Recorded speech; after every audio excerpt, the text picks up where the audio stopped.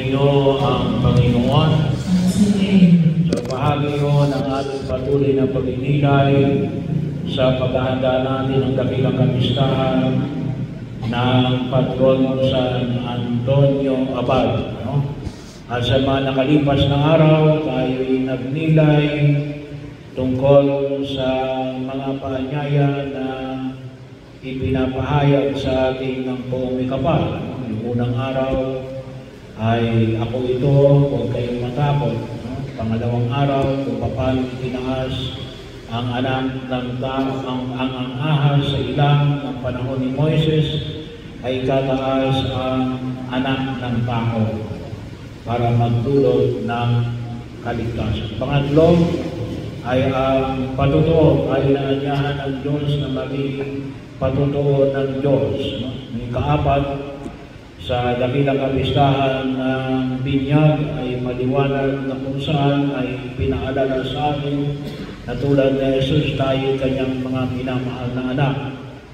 At kahapon, bahagi yun ng ating pagninilay na tayo nawa ay maging makatugon sa bukasyon na ibinigay sa atin ng Diyos. Ngayon, bahagi yun ng ating pagkilos, kung tusin bahagi pa rin ito ng idea ng bukasyon. Kaya ang maliwanag natin, si Jesus ay nagtawag ng kanyang mga alagad. Hindi pa ito yung 12 alagad. Apat lang po, apat lang po sa mga magiging mga 12 alagad na Jesus. Pareho pong magkakapatid, si Andres at si Pedro, si Santiago at si Juan. Mga mangingisda. At ang kanyang manyaya rin, mula ngayon ay mamamalakayan tayo ng tao. Bahagi o sa kalinangan, kultura at pananampalataya ng Diyos, na ang mga itinuturing na mga guro o rabbi ay may kanya-kanyang mga disipulo. So bahagi o na makita ko natin, either na sila ay sumunod kay Jesus, dahil nakikita nila na ito yung nais nilang tudaran, o katulad na ibinamanig natin sa Ebanghelyo, ay tinawag mismo sila ni Jesus.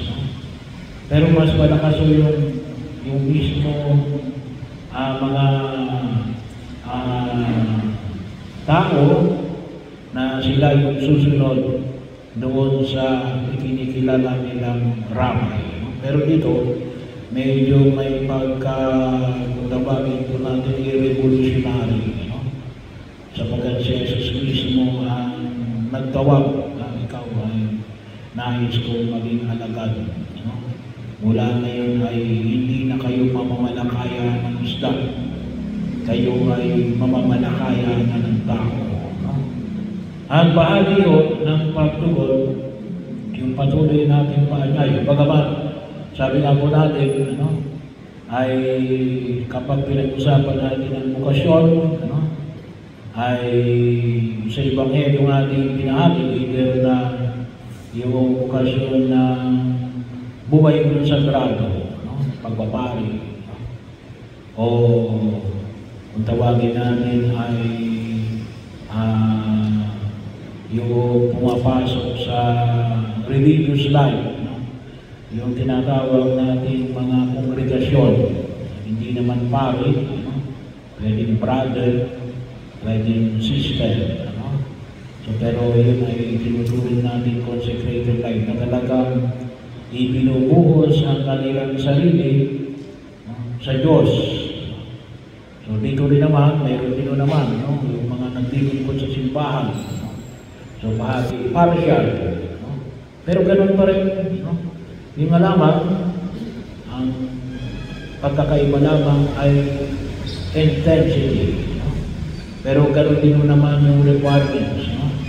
na nakita natin ito yung misyon na nais mong kahapit sa daigdig na ginagalawan, no?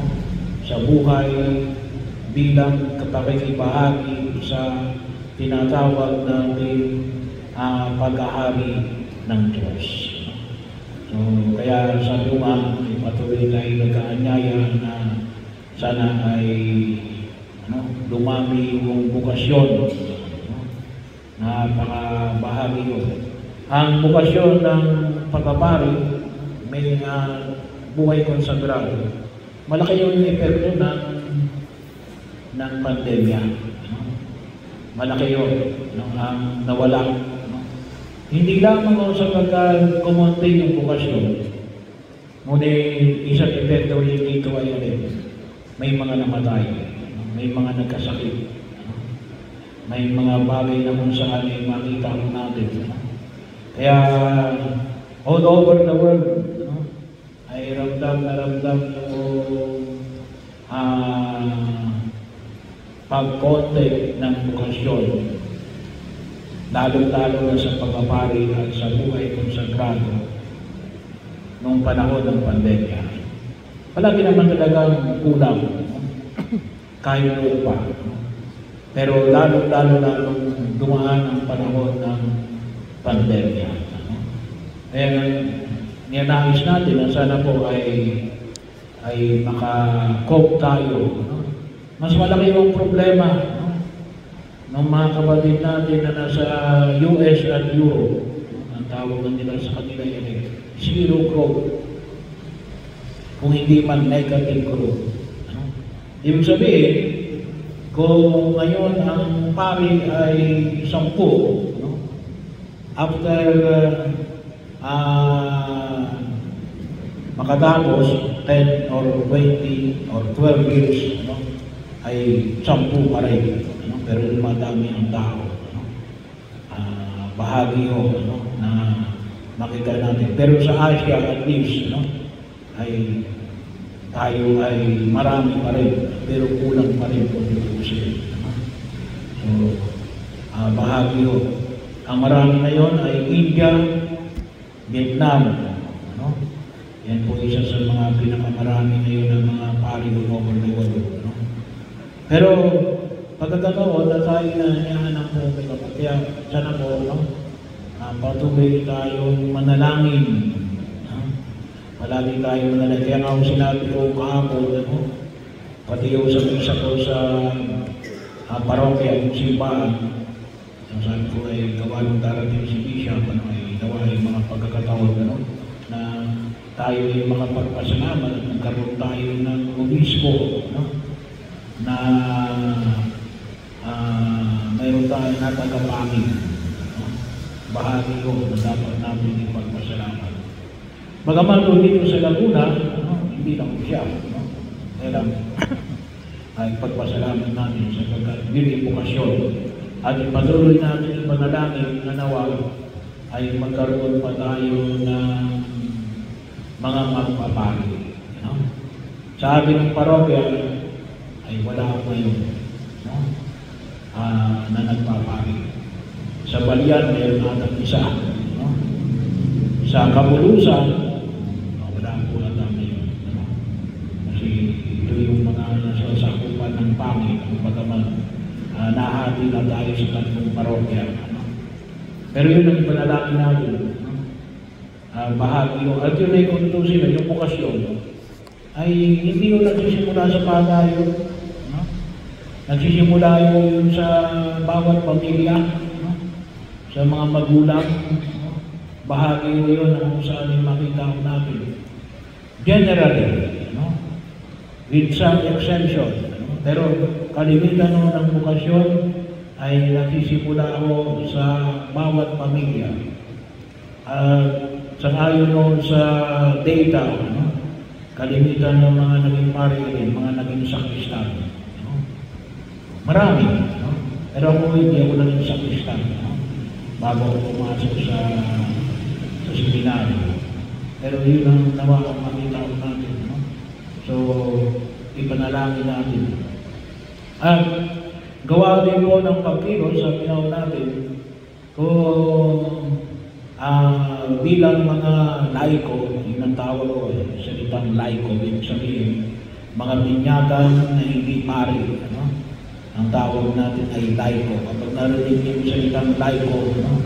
O sa English, laity, ano? Ibig sabihin, tumutukoy ang sa ito na mga binyagan pero hindi pumasok sa buhay pagpapari o buhay konsagrado. No? Ang tawag natin ay laiko. Ay higit na makatutulong sa pamamagitan ng sa ilang mga bahagi ng aming pagtugon. No? Ang naging bahagi yun, katulad doon sa mga naglilingkod sa ating simbahan. Pero hindi lang dito. No? Sabi nga natin, marami pa mga ministry na dapat natin asikasuhin. No? Na dapat po ay mapulungan natin ng tao. No? Social concern. No?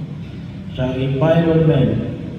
Sa tinatawag po natin Bible Apostolate. No? Sa ika-4 na linggo ay pagdiriwang natin ng Bible Sunday. Pero kinakailangan din natin ng mga tao dapat ay mamahala sa pagkapalaganan at sa ayos ng banal na kasulatan. Ano? Meron din mga iba pang mga organisasyon o ibang mga ministry. Ano? Katulad doon halimbawa ng mga tumutukoy sa buhay may asawa. Ano?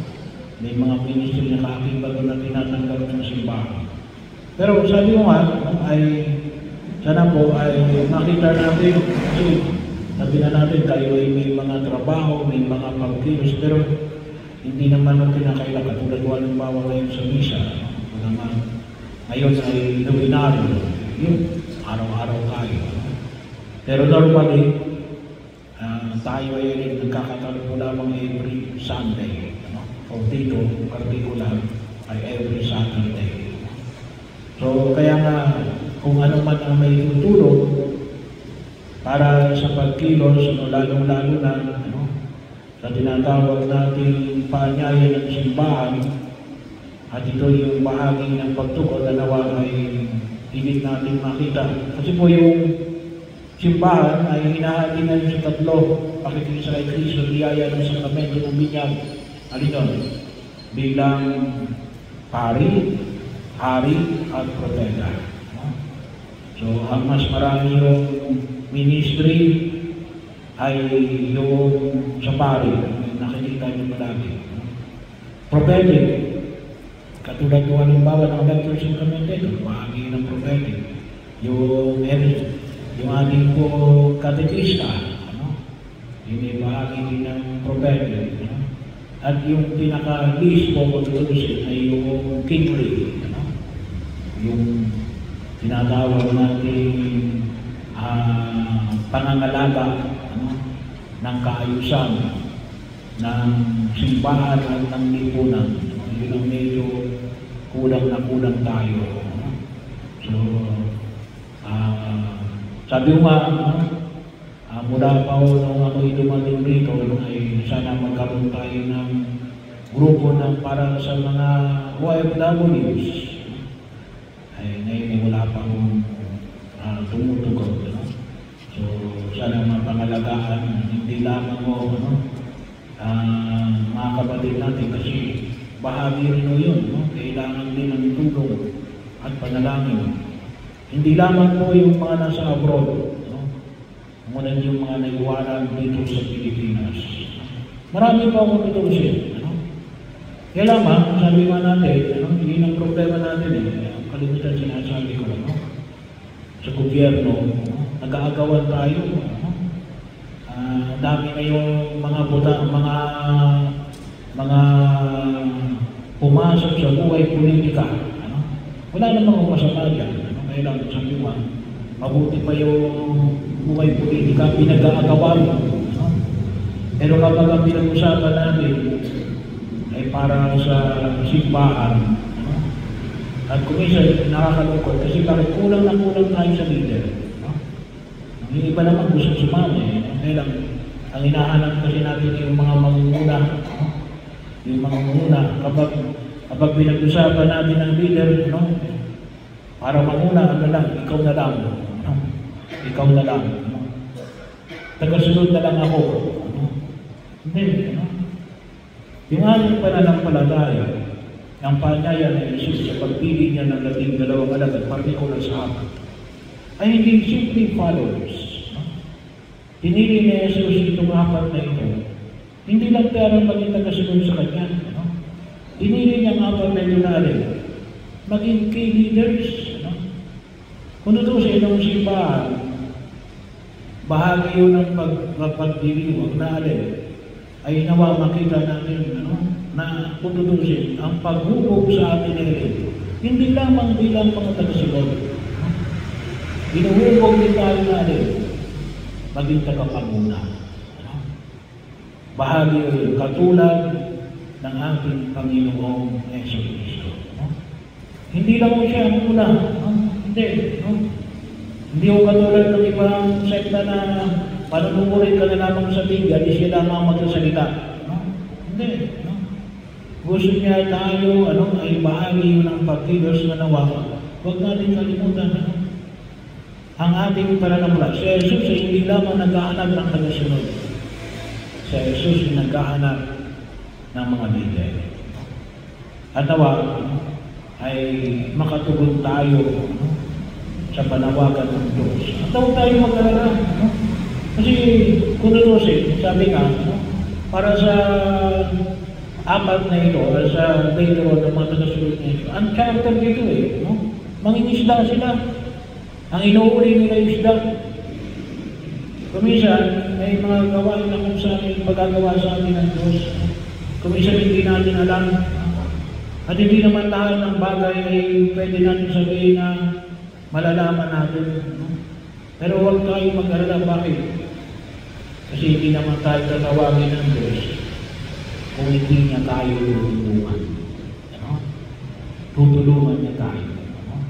At yun yung biyaya na kung tutusin ay ipinagkaloob sa bawat sila sa atin. Mula tayo hindi nagkaroon. Kasi sabi na natin, ay lumukob sa atin ang Espiritu Santo. Pero along the way, ay bibigyan tayo ng Diyos na higit na pagkilala sa tunay na pagtugon sa panawagan ng buong may kapal. Kaya, nawa po, ang partikular, hindi lang siguro dito sa Suri, ngunit paraw sa buong parokya, ay baka kayo ay tinatawag ng Diyos. Baka kayo tinatawag ng Diyos. Yun yung pinaka-susi. Tinatawag ba ako ng Diyos?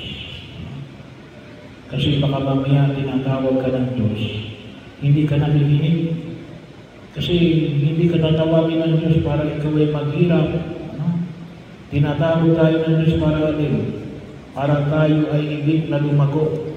At hindi lang basta lumago sa sarili natin, maging kabahagi ng paglago ng bayan ng Diyos.